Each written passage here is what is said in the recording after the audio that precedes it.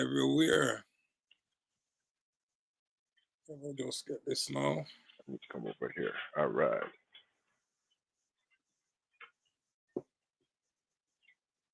All right.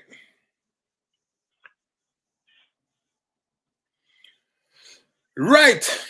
We hey, Mr. The Belt them in our background already, bro. Cool, man. Cool, man. Where have them displayed, yeah, man, you work it good, bro. Yeah, all right. So first and foremost, let me do an introduction to the people. Thank you so much for joining us. Mr. Afro-Asian Jamaican, Mr. I'm Chinese Jamaican, of course, Mr. the mighty Kyle Chin. Thank you. MMA champion, like you can see the belts in the background. Bro, we've got so much to talk about today. So thank you for taking the time out to speak to everybody. Absolutely, at Pace. Big up yourself, brother. Big up yourself. Blessings. We are pleased. We are pleased that you could take the time out to be with us today. So first and foremost, Mr. Kyle Chin. I don't want to say Mr. Chin because you already say, of course, everybody are going to call him Mr. Chin. Kyle is good. Kyle, first and foremost, man, tell the people a little bit about yourself.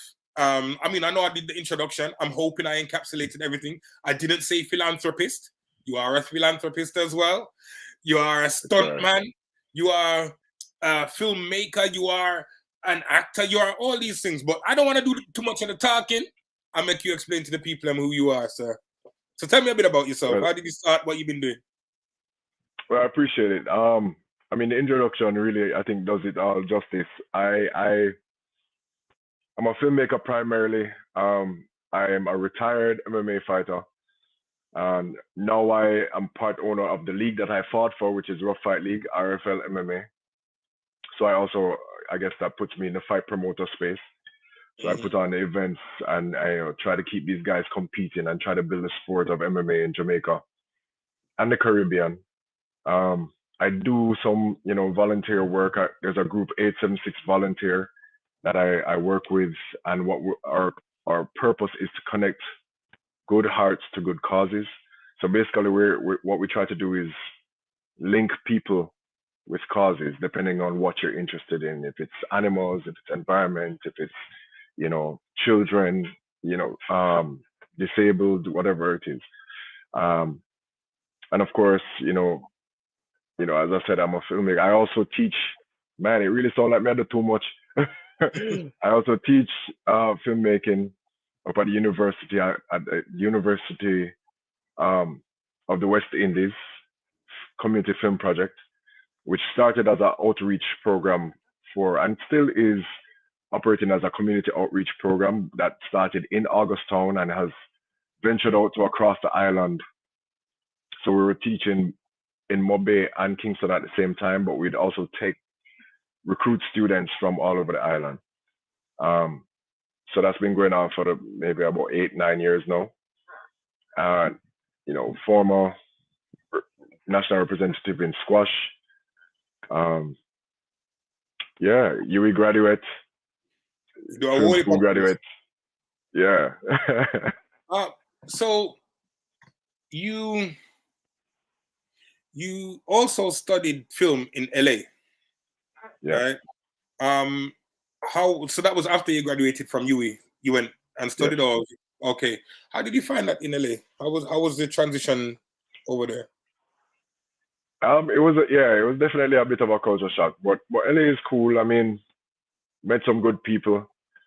What we really have in common with LA is the transience, in terms of like, you'd find that you get to know people and you grow up with people and then they move away, which is a common story in Jamaica, in Kingston especially. Like, you find a lot of the people that you grew up with, going to school with and such, and you get close with, they tend to leave.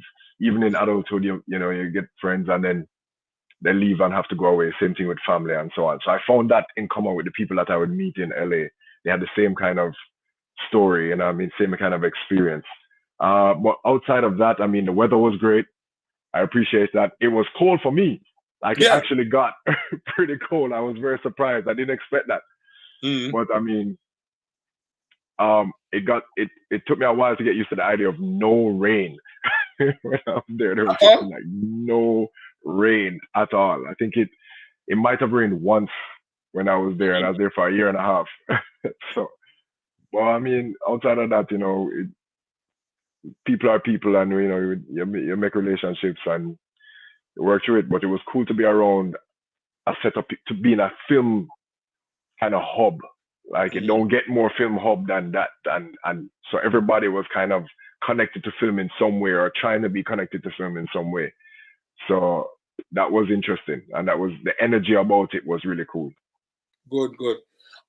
So born and bred Kingstonian?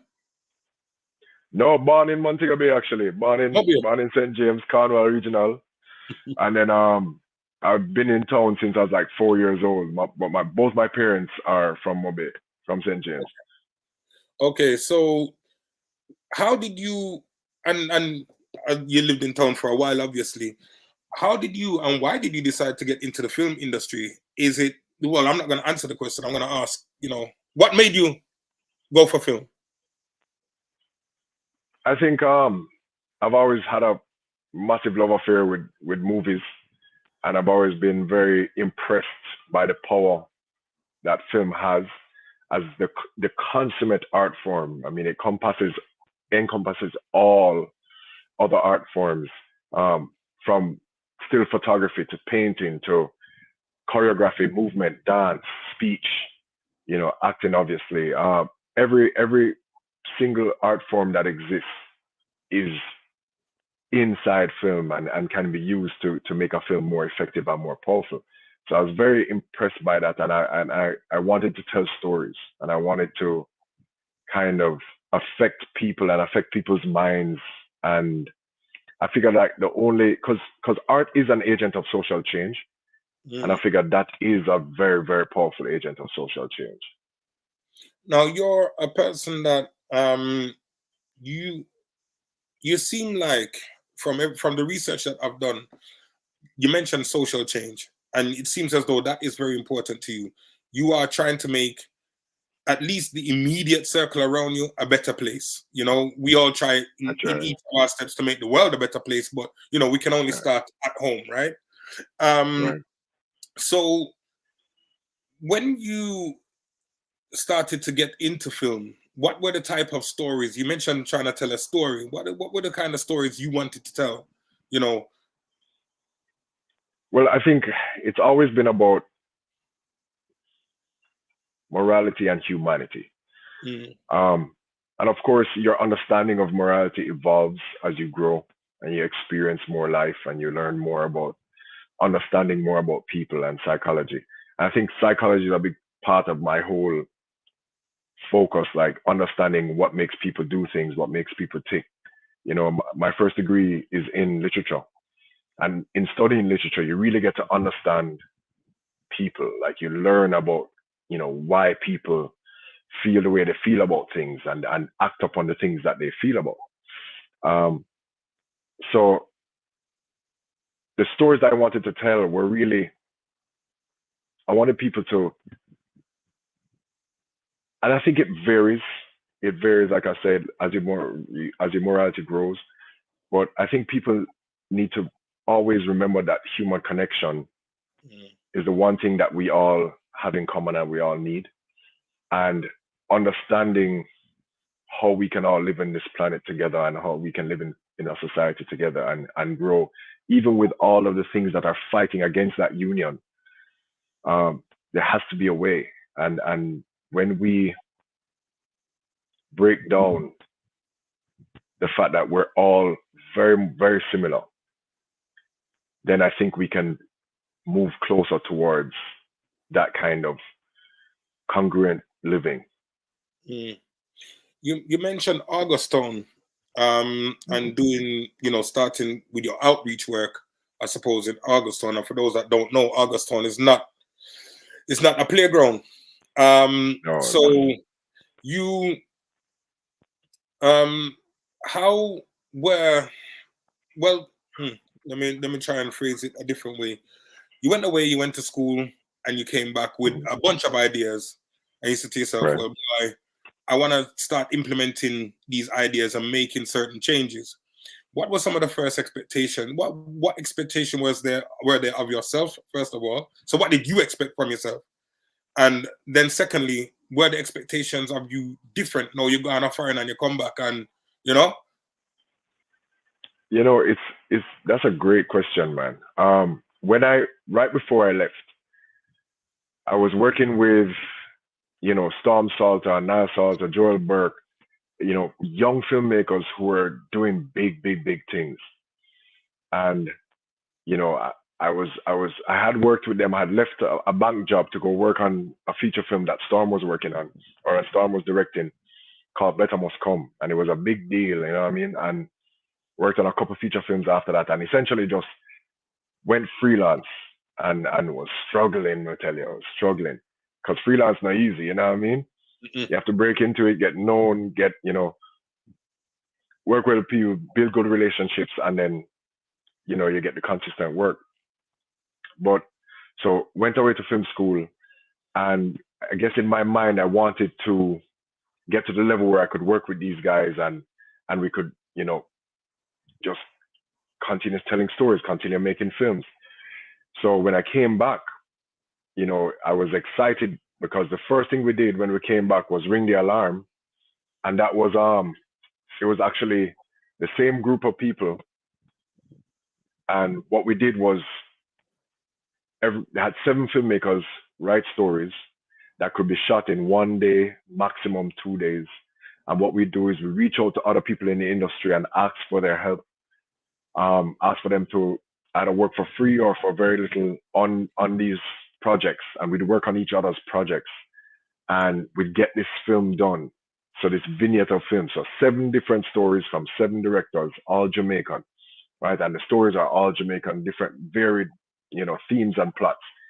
So we got that done. It got shown all over the world, and what we really were trying to do was prove that we could do it. And not to say that we were the catalyst, but we were the first to do that. And then since then, there's been Propeller. There's been and Propeller has been hugely successful in perpetuating the production of short films in Jamaica, and that is a big part of the push behind short films in Jamaica now. Mango Wars being one of those that was a Propeller film, and so that was one of the expectations. That's something that surpassed my expectation, and I just wanted to start telling stories. You suddenly get hit after that with the reality that to make these movies, it does take a lot of money. You have to have distribution figured out. You have to have all of these things sorted out. You know what I mean? So we keep pushing, and we keep, I've been able to produce a couple more since then, or a few more since then. And, we'll continue figuring out ways to get them out there and get paid to do the work that we love. What's the talent pool like in Jamaica currently, would you say? In terms of what? Talent pool in terms of, everything, every element, towards acting to behind the scenes, etc. Again, sorry, I'll give an example. Yeah. In the music industry, everybody wants to be a striker, right? I even for using that term, right? Everybody wants to be a striker. Nobody don't really want to pay defense. They don't want to do the background work, etc. Is it a similar thing in the film industry? Does everybody want to be an actor? Yeah. You can't avoid that, right? It's not. That's always going to be a thing. However, I will say the talent pool is deep. When it comes to acting, in terms of trained film professional actors, obviously it's going to be a little less. But our natural talent is incredible, and you can literally find so many gems just by doing castings and talking to the real people. You know what I mean? Which is what we did for Better Must Come and those other films. We found people who were those were the real people, and we used them as kind of similar roles to themselves, and they developed as actors over time and doing different roles and so on. And we find that, so that happens a lot.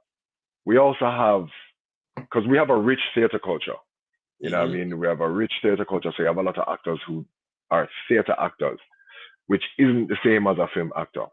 But some are very, very, very capable of making that transition.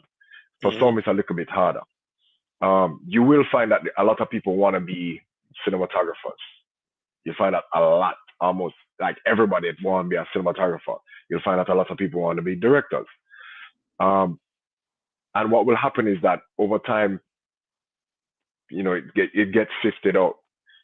You know, if you and a lot of it depends on how much you stick to your stuff. And then I realize I've learned that specializing goes a far way.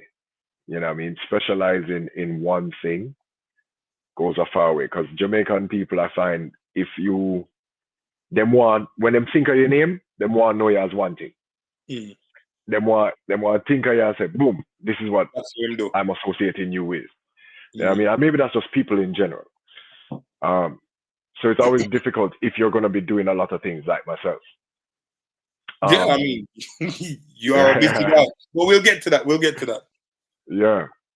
So, I mean, in terms of talent, I think we have a rich, you know, industry in terms of that, in terms of, you know, the behind the scenes work from, you know, grips and gaffers, all of that. We have a lot of them, and you will find that those guys will apprentice other guys and bring them in.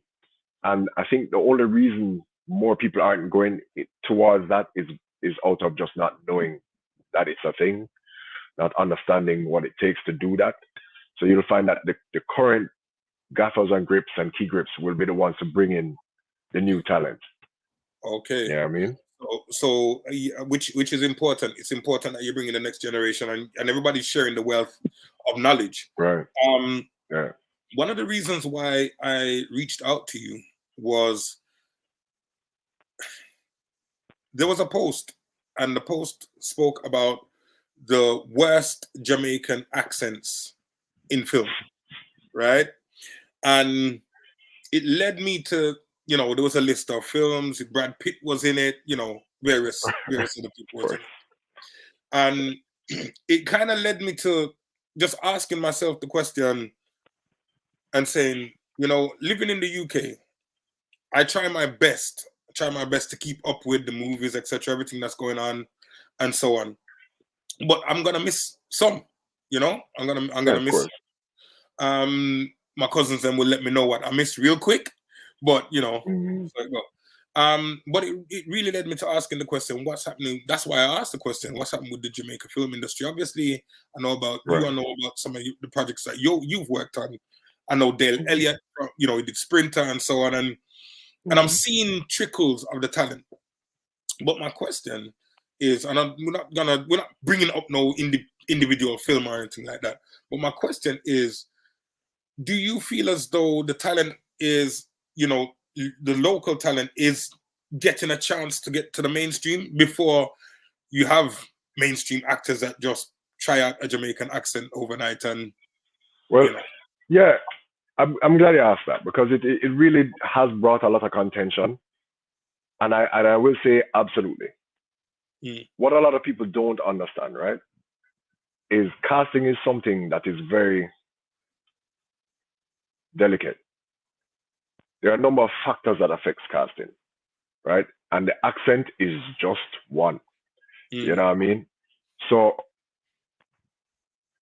for one, usually when they're looking for an actor, they're gonna be all right. Let's just take an example, because I know there was a lot of contention over One Love, right? I know for a fact that they were trying to cast a Jamaican person for that for a long time. I know for a fact that there was open casting in Jamaica for a long time before they found Kingsley, or before they signed Kingsley, right? But they just couldn't find the combination of things that they needed. So you need age appropriate. You need some kind of resemblance. You need acting ability. And that is going to be something that kind of trumps all acting ability. Then the other thing that tends to affect casting, especially for big projects, is going to be signed names. It's name. Name does matter for marketability. It does matter for for distribution. Sorry to interrupt you real quick. I don't want to be like Nari, but so even if you can do an amazing job as an actor, it still plays down to who you are. Like for a biopic type movie. I will say it plays a part. It's one of the factors. Okay. Right? I can't speak directly to how large a part that plays, but it's definitely going to play a part in terms of how much money you can get invested in the film. All right. So in Hollywood, there's always a thing where who's attached? That's the question that always comes up when a film is being pitched. Who's attached? So even if I'm creating a film deck for a film, when I say so-and-so is attached and so-and-so is attached, so-and-so is, even if it's a director, even if it's names matter, right? So that's something to consider. So that's one of the factors that we have to consider. And then, but acting ability is massive, right? Acting ability is massive. Age appropriate is massive, right? So all of those come into play. And this is what happens when we go into these castings. So like for One Love, those roles were being searched for a while. Bob Marley, we're looking for Bob Marley for a long time. But finding someone with the right age and acting ability to go along with the look, because a whole heap of people call him about look, whole heap of people call him about voice, but it's not paramount, because those would be the first people to say Brian can't act, or the acting was bad, I never believed him, and so on. And especially Lashana, who played Rita, I thought she was incredible. Now there are moments where, and what we also have to understand is that Jamaica is not the only audience, and Jamaicans are not the only audience. This goes way further, and the reach is far wider, as we saw. And the film did extremely well commercially, because at the end of the day, it just has to be believable on a large scale, right? And we have to believe that person on a large scale, and it was on a large scale. And no one can argue that, because then it wouldn't do as well as it did. You know what I mean? The Jamaicans can be upset, say, yo, pick up says she sound a little way, or him sound a little way. And of course, there were moments. I'm not saying it was perfect, but I think, especially knowing where they came coming from, I thought they did extremely well. But to say that though, I do think that the actors, for the most part, are given the chance. The Jamaican actors are given a chance, and they reach out. So when you look at One Love, the majority of the actors were Jamaican. You know what I mean? And they were pulling from the local talent a lot. You see, when it comes to One Love, before I watched it, a friend of mine said, because he went to the exclusive kind of pre-airing type. The premiere, yeah. The premiere, yeah. You get it. Yeah, man. And he said to me, look, don't watch it like a train spotter, right? Because as you just said, Jamaicans are gonna sit down and say, yo, man, something about, you know? Yeah. You just watch it with a broad mind and take it in for what it is. You'll then come to your conclusion. So I watched it and I quite enjoyed it. I said, yeah, okay, makes sense. Nice. Good movie. It's a nice movie. Not mad at that movie at all. Yeah. Now, the second complaint that a lot of people said to me was there were Jamaicans in it. And I said, you know what? I know personally at least 5 or 6 of the actors in this. Yeah. Actresses. I personally know them. So I wouldn't say that's not the case, but I feel what happened was it started and a rumor started, and there were people that were complaining about the movie. I don't know if you noticed this, that hadn't even watched the movie, but was complaining about it. I said, you're not gonna do that. You can't complain about the movie and not watch it. Yo, it don't make sense. I'm telling you that, man. Congratulations on your credit, though. Oh, give thanks, bro. Respect. Tell the people tell the people your involvement in the movie, man. So I was credited as a stunt coordinator. However, in reality, I was assistant stunt coordinator. So I'm very, flattered by the credit, but I will say I was not stunt coordinator. I was assistant stunt coordinator. So that is one of the things that I've branched off into now because of my martial arts background and film background. I just kind of fell into this. So I currently have a stunt registry with Jamaican stuntmen for projects when they come down, or for local projects who want stunts in their music videos or whatever it is. And I mean, in the film industry, anything from falling off a chair to getting roughed up, somebody drape you up and lick your head on the wall, all of that is a stunt. So what my job is to make sure that it can be done safely without hurting anybody. So that was an awesome experience. It was my second big job as a stunt coordinator. The first was with a HBO Max series that hasn't come out yet, called Get Millie Black, which is a UK Jamaica collaboration, and that was massive and that was cool. So yeah, it's an exciting new side of things that I'm exploring. So I recently watched Fall Guy. Yeah. So that's gonna be it yet. I haven't seen it yet. I'm waiting, but yeah.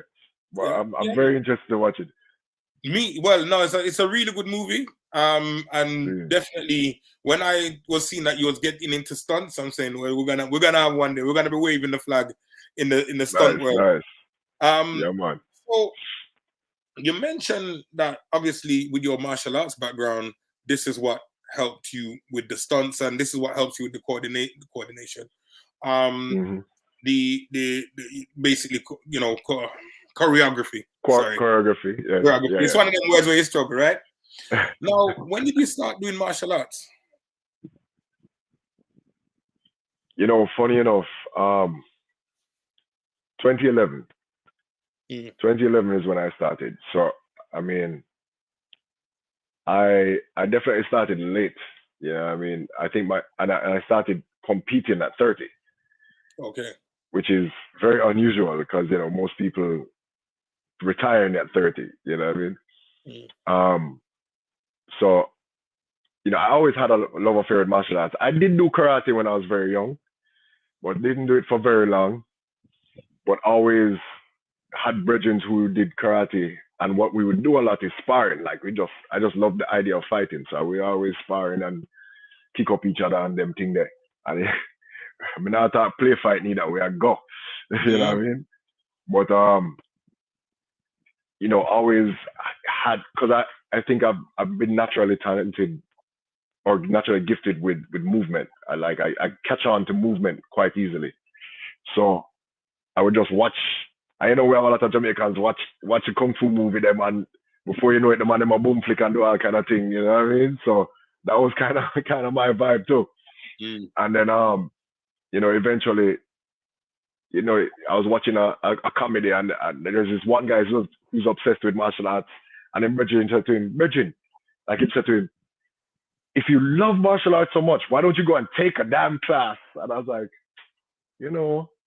never do that. By this time, my brethren them done start go kung fu and all of these things. So I was like, you know what? Let me just go take a class, and the rest is history.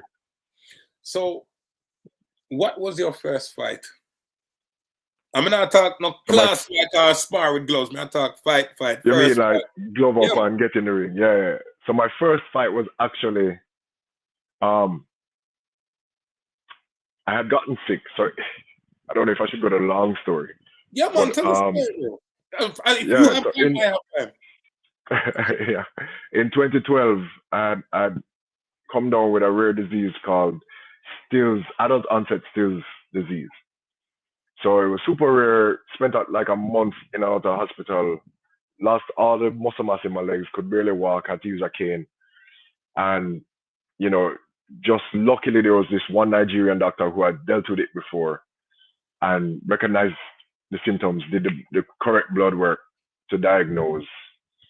And so, when I was doing the rehab and trying to come back from that, especially after not being able to use my body, I've always been in sports. I've always been very active. So not being able to like when I say weak, man, could barely walk without a cane. it really played a number on my mind. And I said to myself, this was shortly after I had started doing the martial arts. Like I said, 2012, I started in 2011. Mm-hmm. So, you know, I was going to the gym and I was, you know, just there every day, doing whatever I could. I'd sit down and work out. And slowly but surely, I was using the martial arts to rehab and come back and rehabilitate. And then, you know, my Sifu said, you know, he's going to do a kickboxing tournament as a part of a karate tournament, because our Chinese kickboxing is very different. It's a lot more full contact, and we also use takedowns and throws. Mm. So it's not point fighting, you know, we try to go for a knockout, you know, to hurt people.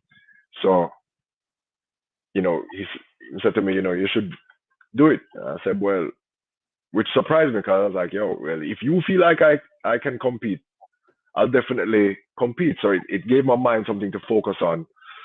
And I was able to just kind of zone in on that and train with him. And then we did that tournament, and I won the tournament. I had to beat 2 guys, including one guy who was like one of the pioneers for Jamaican mixed martial arts. This brother named Robert Danger McCarthy, who, you know, I mean, is more, I mean, he's an MMA, he was an MMA champion, and he was, I mean, more of a grappler, but he also was a karate black belt and so on. So I was immediately intimidated by the sight of him, you know. And, you know, so I won that tournament. And then shortly after that, you know, did another event where I won again. So it just kind of started us off. So it was kickboxing. The first fights were Chinese kickboxing, Sanda. All right. But now we're talking about formal fights with rules. I mean, when you're there at school, you never get in enough fight. Oh, yeah, that's what you're talking about. You're talking about when you get first fight, brother. No. Man, I don't know. You know, it's funny. I got into a lot of standoffs. Like, people would tell me about things I not even remember about. When I was in prep school, I bust about 3 head in prep school. I get caned in a prep school. I get caned twice at Wilma's for bust boy head with stone. So me too. I was more of a ground god kind of person. Ground god me deal with stone. No, it's if for the people watching this, if you don't know, if you don't have an experience of a Caribbean fight, a Jamaican fight especially, you know it's a stone I go fling. You know at some point Stone I go fling, boy. Stone I go fling. That's why stone, yeah. But so you started. So your first form of martial art is Chinese kickboxing. Now, yeah, man. I've seen the videos, my brother. I see you with the sticks. So did you do a screamer at some point? So kind of no. Now is when in the last almost a year, I've picked it up and been, you know, there's a group of us that practice Kali, and yeah, we've just been meeting up, and I've been watching the videos on YouTube, trying to pick up the different movements. So we do the knife work, we do the stick work, you know what I mean? Just add into the forte, you know? Yeah, and that obviously will help with the movies and the choreography in the movies as well. Absolutely. So then you started. You then went into MMA, right? Or so was it from Chinese kickboxing straight to MMA because of the comparison? All right. So how was that transition for you? Because you already had a little piece of the grappling. You had the kicks and the punches down. So was there much of a transition? Because I've seen you wrestling on the beach, brother. I've seen the wrestling going on. God, I don't know why. I'm researching about it. I left it alone. No, so well, the transition was actually because of I have to credit Kevin Wallen. So my head coach was always Sifu Matthew All. That was my kung fu instructor, still is, and he's the guy who, you know, kickboxing all the way up. But once I decided that I was going to compete, I sought out more training outside, some additional training. So I would So there's a guy named Kevin Wallen who is my wrestling coach. He was a collegiate wrestler in Canada, wrestled for us at the Commonwealth Games, for Jamaica at Commonwealth Games. So really, really knowledgeable, strong wrestler. So he brought me a long way. And of course, I had some really good training partners in the early days, especially, that made it a lot easier, because my whole philosophy has always been train hard, fight easy. I'm going to make sure that I hurt in training. I want to bleed. I want to face all of it in training. I want to be in the most uncomfortable situations that I can think of in training. And then when I go there, it's like a pleasant surprise. And that's pretty much how it worked out for my amateur career for the most part. So the amateurs are going well, and then you start stepping up. Now you fight for the championship, or you enter the RFL. You fight for the championship, and please show the people in the belts once again. And the wide away. Because there's a lot of people that are into, and a lot of people are into martial arts as well. What would a typical day? I know you're retired now, but what would a typical day look like for you? Because all right, you're doing Better Must Come. Then you're doing Chinese kickboxing roughly around the same time. So no.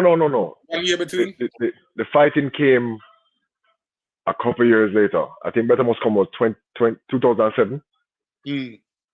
And went away to film school. Came back from film school 2011.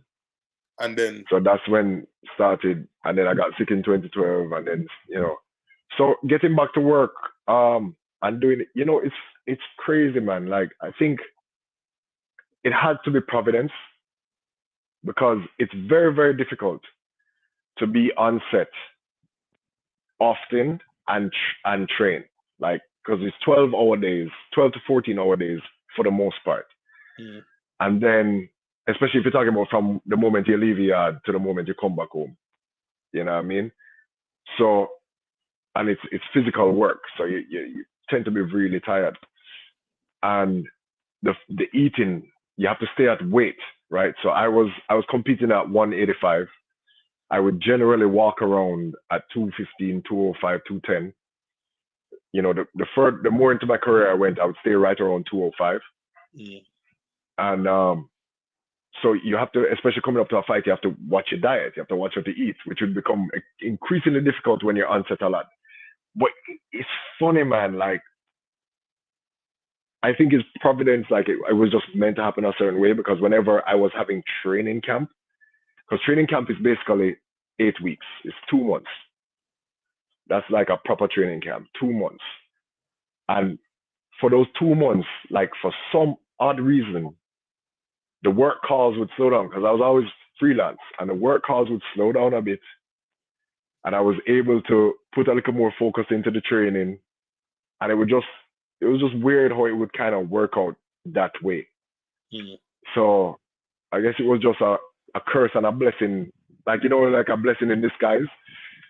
That's kind of how it came out. But that's good as well, because you have the belts to show for the dedication and for the work that you did in the ring at that point. So did you want to go for the light heavy, or did you say, no, man, I'm just gonna stick with the middleweight?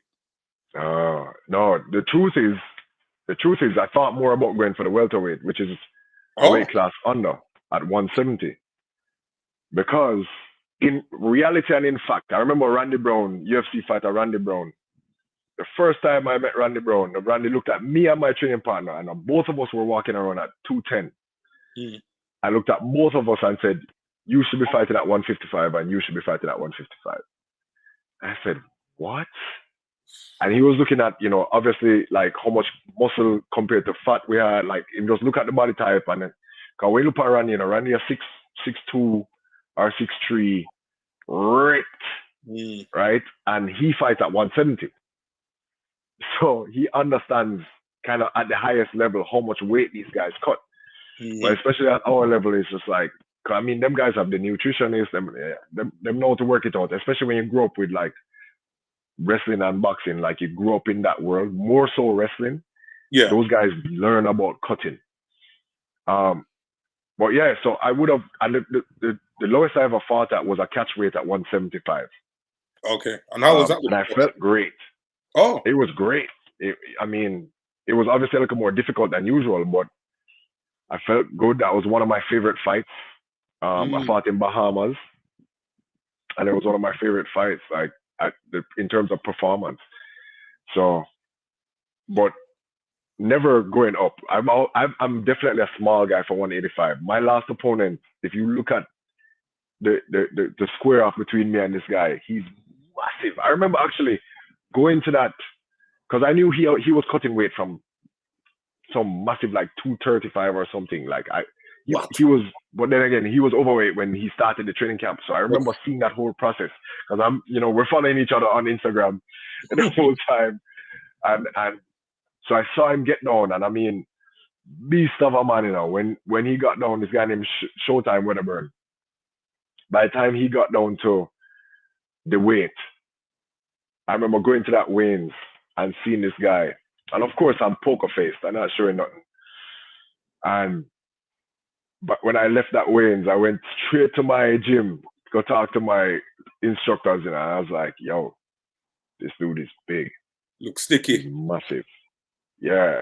Like I was shook. I was legit shook. And it took my Sifu Matthew and Simo Tommy.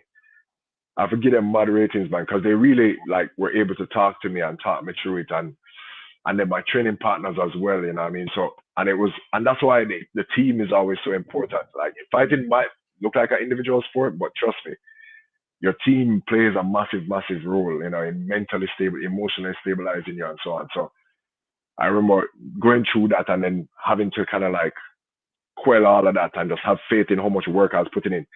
But there was a whole heap going on in that camp too, because I tore out all of my shoulder, and like I literally have no ligament right here.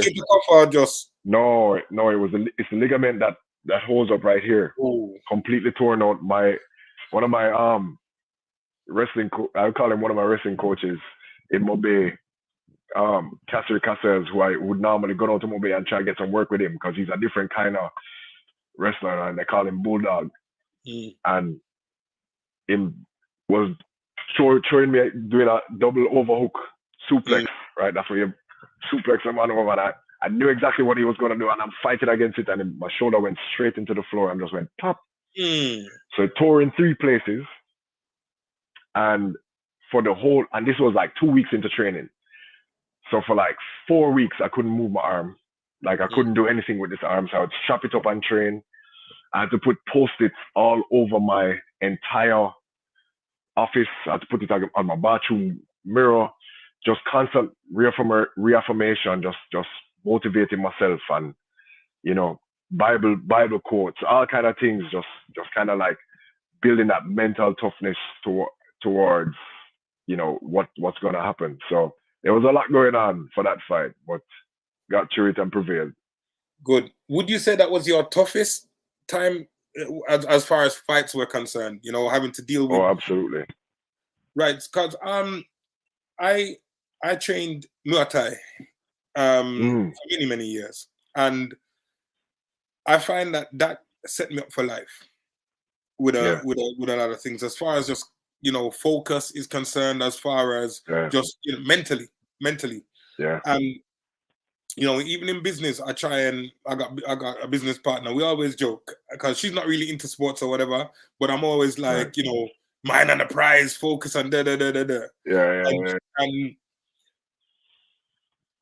I suppose where I'm going with this particular course, or what I was saying to you before, and what you were mentioning, is that even when times are against you, and it's looking like, boy, you have to find something to kind of focus on and say to yourself, I'm gonna do this. I'm gonna achieve this. So, what would you say was one of the quotes that really stuck with you, that kept you kind of on the ball and making sure that you wake up every day and you don't start going for the cheeseburger, run down a KFC and Man, that's a good question. I haven't thought about this in a little while. It's been since 2019, but Oh man, I think it was always. I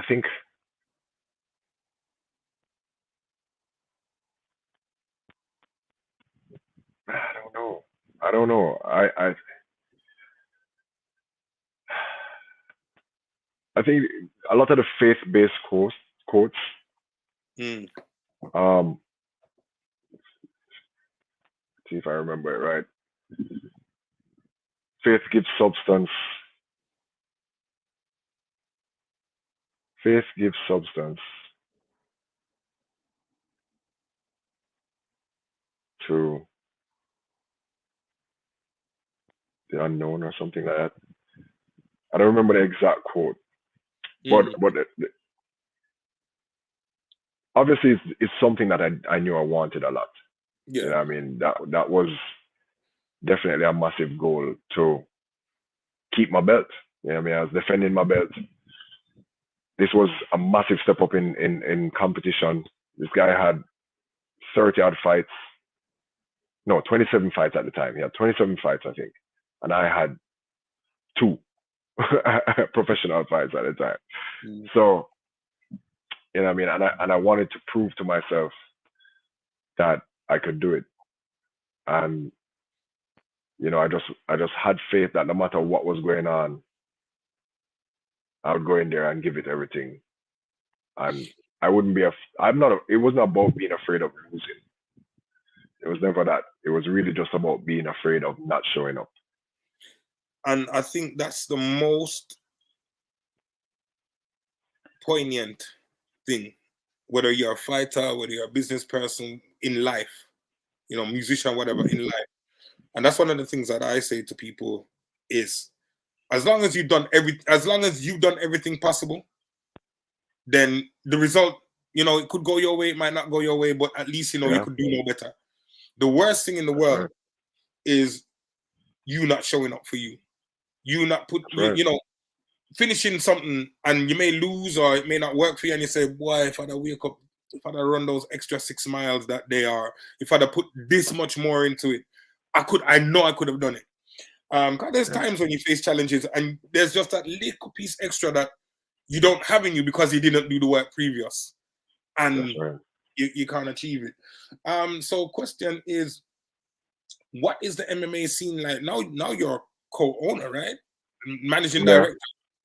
What's the yeah, MMA scene? I seen you with Aljamain Sterling, by the way. I yeah, seen you. man, yeah, man. I see you putting Big in up, some work. Aljo, big up. What is the MMA scene like in Jamaica right now? Yo, it's growing, man. It's Mm. growing. You know, we have a few. So they have IMMAF World Championships and Pan Am Games and them things are going on. So we have teams going to that. We have a team just went to a BJJ tournament in Spain. And once BJJ and wrestling grows, the sport grows, right? So they just went to a BJJ tournament in Spain. Like, I think they're still there and they might be flying back like today or tomorrow. And then win like 3 gold medals, right? Including the absolute, which is the overall everything. Like, one guy win up everything. Um, we have, you know, small shows being put on. We have obviously RFL September 28th, Island Village, Ontario. We have we have RFL putting on the bigger shows. You know what I mean? There are other little shows that try to pop up and do a thing too.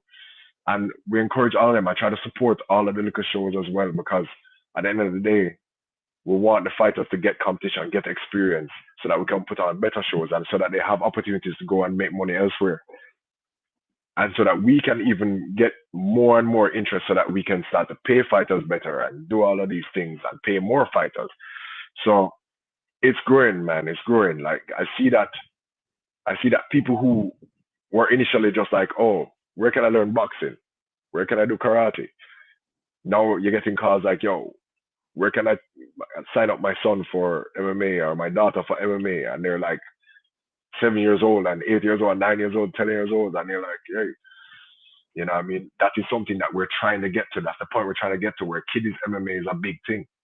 Mm. You know what I mean? So it's definitely growing, and I think there's a lot of enthusiasm because people start to realize, like, in terms of pop culture, MMA has taken over. Boxing is Yeah. not pop culture. You know what I mean? When you see people do bag work on the movies or in a series, it's MMA gloves them wearing. You know what I Hmm. mean? Them trading for any kind of military, anything, them trading, it's MMA. It's not just boxing or just this or just that. No, So it's definitely growing.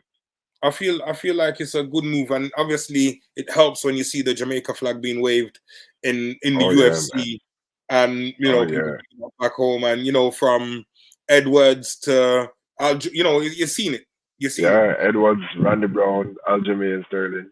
Yeah, man. you've seen it. It's a beautiful thing. So the ambitions you would say is really to grow it to the point where you can kind of export it to a certain degree. You've got champions that will go Absolutely. and fight. You can have a Caribbean championship and so on, which is a good look. Uh, would you? Well, what next is in the plans for you, though? The mighty, Kyle Chin. What next in the plans? Because we're seeing that you're doing the skits on the IG. The other day you say you start a TikTok. So Yeah, just start the TikTok. hmm, Yeah, man. So Afro what's, Asian, Jamaican on TikTok too. what's in the Um, plans? yeah, I guess so. Definitely my stunt group, Mighty Squad stunts, Mighty Squad stunt team is something that we definitely I wanna grow and I wanna push. I definitely have plans to do some action films. I want to do some martial arts films. You know what I mean, with some real choreography and real stunt work. So that's definitely going to be something I'm focusing on. And RFL, of course, we're growing RFL. We want to put on more competitions. We want to get that audience base growing. Like I said, the next one is going to be in Ocho Rios. We want to get that whole middle Jamaica crew coming out. You know what I mean? And we know for Santan people don't ramp for come out, so we're looking forward to that. And then of course, just continuing to do work with developing the youth. You know what I mean? It's all about growing and developing our country in different aspects. So either whether it's with the film or whether it's with martial arts, I just want to see us grow to a place where, especially the youth, them can be proud of themselves and have a strong sense of self worth and have confidence and have drive and discipline. And I think that will just do wonders for the country. You feel that would, yeah, no, 100%. I believe it's the same thing. I believe confidence and discipline goes a long way. And you mentioned getting the cane in school, and I got Mm. licks in school as well, brother. But it helps. It goes a Yeah. long way. I know to some people it might sound brutal, but it goes a long way. No. Um, so with all of that, I wanna just quickly mention that brother, what going on halfway tree? Some fighting are going on Mm. halfway tree fighting Yeah. a few years Hey, ago. I tell you something. I don't think anything new is going on. Mm, It's just that we have social media. all right. You know what All I right. mean? Because I don't know if I remember being in school and war was a thing between certain schools. Like war was always a thing. Jamaica is Jamaica at the end of the day. Them things that used to go on. It's just that now it's in social media, so it get blow up and we can see the faces, we can see the actions. Um, but discipline has always been a problem in this No, no, no. country. Like, Don't miss so it. I saw some MMA versus regular people in halfway tree. That's what I'm what do talking you about. mean? On your page. Oh, you mean my? Oh, I think you're talking about the school pitting them a war. No, Oh no, my no, no, God. no. We never want to get too political, bro. You see, if this wasn't live, me, I said cut out that. No, but that was a thing that was going on Yeah. social media. But no, we were just that was to promote one of the events, our last event. So we was doing another thing. We bring on some of the fighters and we say, yo, if you can hit them on their face, you get $1,000. You know what I mean? So we're definitely looking forward to doing something like that again soon, especially down in Ocho Rios. And we just want to build up awareness for the events because these guys are so damn talented, like or athletes or fighters. Mm. They're not normal people. They're not normal people. They're doing things that, hey, you have to train a long time to get to the level that they're at. And we just want to show that. I just want to show people that, yo, these are true athletes that got mad skills. And when you come to the events, you get to see that on display, and it's impressive to watch. No, 100%, man, and it should be, and it will be, and you know, we wish you the best of luck, but you know, it's not really luck you need. We know that you're definitely putting the work in. So from you put the harder you work, the luckier you become. You already know that. That's right. That's right. So yeah, finally, you know, we want to say here at Rum and Bass, thank you for the work that you're doing in, number one, showing a different side of the talent pool that is in Jamaica. It's not just music, nothing wrong with music. I'm in music. That's, you know, what you do, but it's music, it's film, it's so many different things.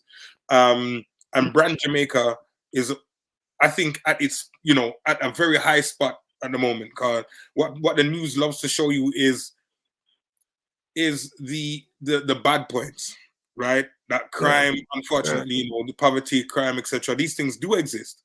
But also, people that, what we like to do is show people that are doing positive things, you know, to build up Brand Jamaica, to show the world the greatness that is included. And we do that all around the Caribbean. It's not just Brand Jamaica. I'm speaking from a Jamaican perspective. Right.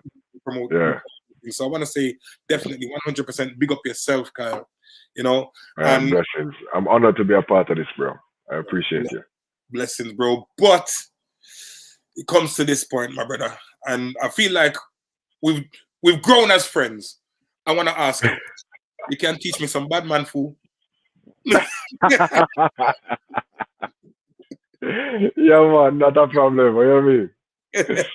Anytime, my brother. Anytime. All right, my bro. All the blessings. But before we go, please tell the people them again where they can find you, where they can contact you, etc.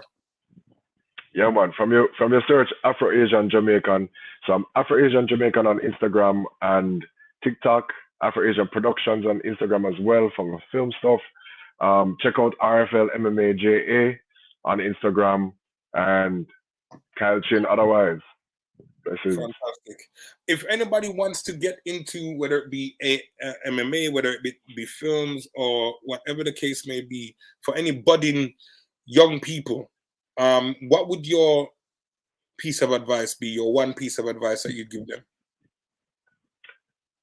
Well, it varies for the different things, but one thing I will say that probably can cover everything is you have to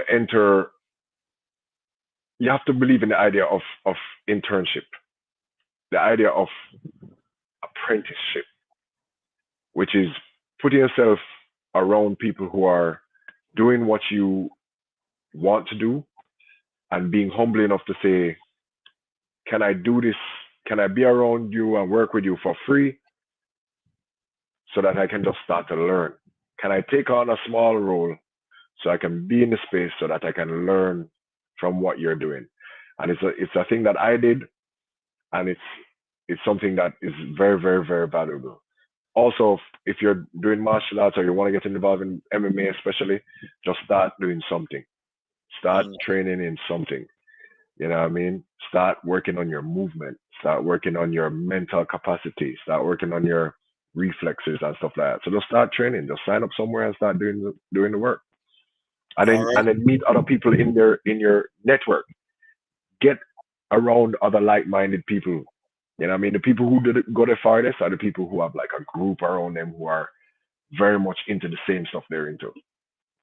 Now, it's very important to surround yourself with people that have the same mind frame.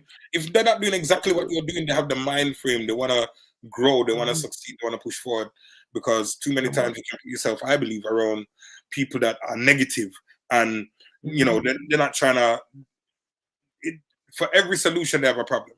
You know, and it can become difficult. So once again, brother, I want to say all the blessings and all the big ups in the world, and definitely when I reach Yaad. When I reach back, I feel link up. Well, I want to feature in your one of the posts. You want a bad man too? Yeah, even if I'm in the background, you know, but I'm going to say that in the background. Not a problem. All right, then, brother. In the back, like, yeah, man. All right, brother. Thank you so much for your time. Blessings, sir. Blessings and honor, my brother. Respect every time. Blessings.